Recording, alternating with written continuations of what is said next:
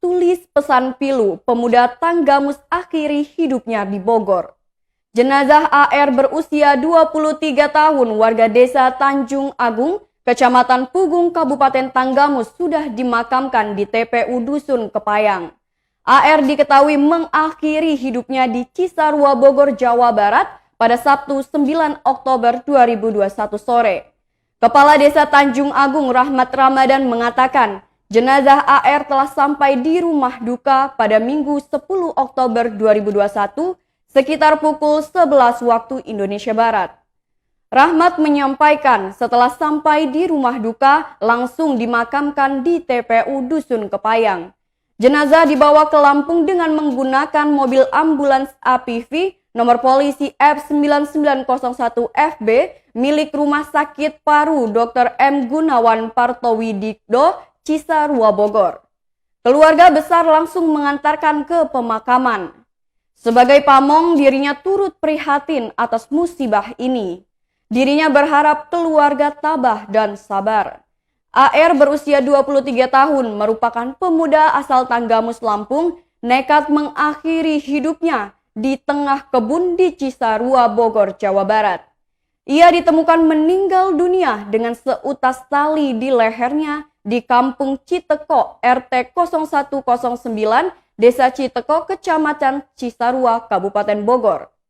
Dari informasi yang diterima Tribun Lampung, pada jasad korban ditemukan KTP dan foto korban. Ditemukan pula sepeda motor pemilik korban dan secari kertas putih. Surat itu berisi pesan yang sangat menyentuh. Untuk emak sayang, sampai kapanpun AR sayang emak, AR pergi dulu ya mak, emak baik-baik. Begitulah kalimat yang tertulis pada kertas tersebut. Kabar tersebut diinformasikan pertama kali oleh Muhammad Pramudia. Pramudia menuliskan, siapa tahu ada yang dekat sama daerah tersebut. Ada orang Lampung bunuh diri bujangan di Cisarua, Bogor.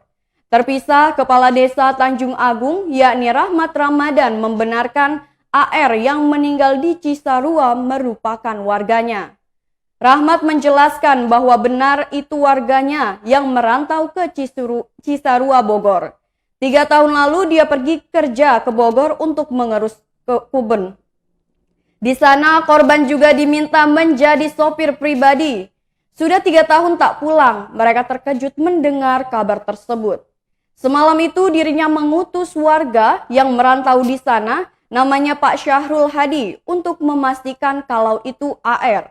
Dari hasil pengecekan ternyata korban adalah warganya. Hasil dari penyidikan semalam, korban mengakhiri dirinya sendiri dan tidak ada motif lain.